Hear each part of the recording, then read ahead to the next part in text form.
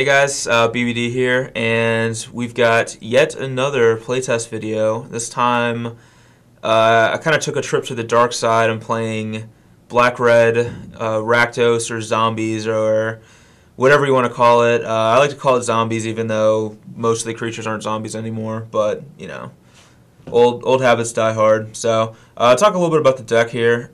You got, like, the same standard zombie core, like, basically, I like to call them the 12 Gs. You got like Giraffes, the Ghouls, and the Gravecrawlers, and kind of the staples of like every zombie deck since these cards were printed.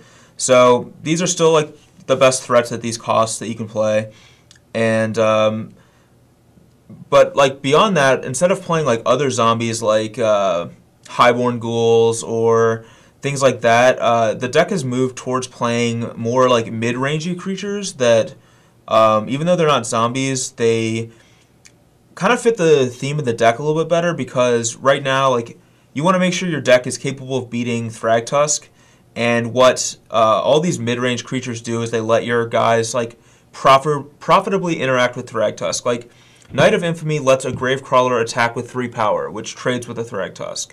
Falconwrath Aristocrat goes over the top of a Thragtusk. A Thundermaw Hellkite goes over the top of a Thragtusk, and a Hellrider just kind of like powers through a Thragtusk. It doesn't really like go over the top, but it just outputs so much damage to kind of undo the life gain. So the general idea of the deck is to just kind of go bigger than Thragtusk while still being very aggressive. And the fact that all these big creatures have haste, and even Knight of Infamy has like pseudo haste because it can give a guy a little extra damage, makes this deck very difficult for a lot of decks to deal with.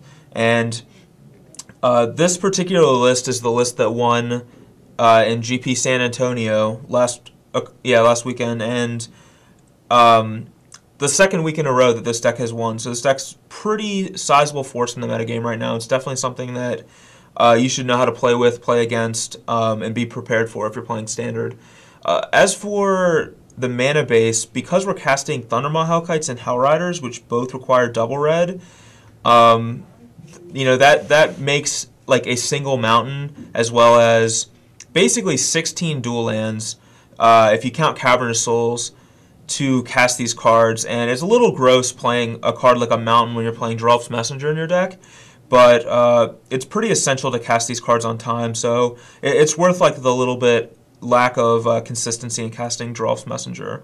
But with like the 4 Dragon Skulls, the 4 Guild Gates, the 4 Blood Crypts, and the 4 Caverns, you should be able to cast these cards pretty reasonably. And outside of the creature base, we have basically some removal spells. Pillar of Flames are here instead of something like Brimstone Volley, mainly because of the rise of this particular deck. Pillar is very good at dealing with like Drolf's Messengers, Knight of Infamy's, Gravecrawlers, etc. And Pillar is also very good against the green-white deck, which is kind of big now as well. It deals with Silverblade Paladin, and it deals with like Avacyn's Pilgrims or Champion of Parish early. A couple of Victim of Nights. These are basically just destroy target creature most of the time. There's not a whole lot of like vampire, werewolf, zombies being played outside of this particular deck where there's a lot of them. And then Searing Spear is just kind of the best burn spell in Standard right now. So you definitely want to max on copies of those. But this is the deck. Alright, so for the sideboard, we have 4 Vampire Nighthawks, which these come in basically against the like aggressive decks like the Mirror Match.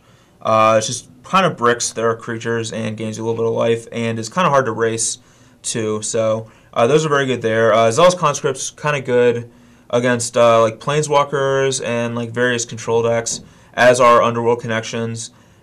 Just keeps the fuel coming against a deck that's going to be like Terminusing all your guys. Bonfire is mostly for like the green-white deck. It just destroys that deck, because that deck's a lot of the versions of that deck now are playing like Thalia, Avacyn's Pilgrim, Champion of the Parish, Mayor of Averbrook, Silverblade Paladin, just all these cards that just get wrecked by a Bonfire for 2. So that's pretty much the purpose of that card.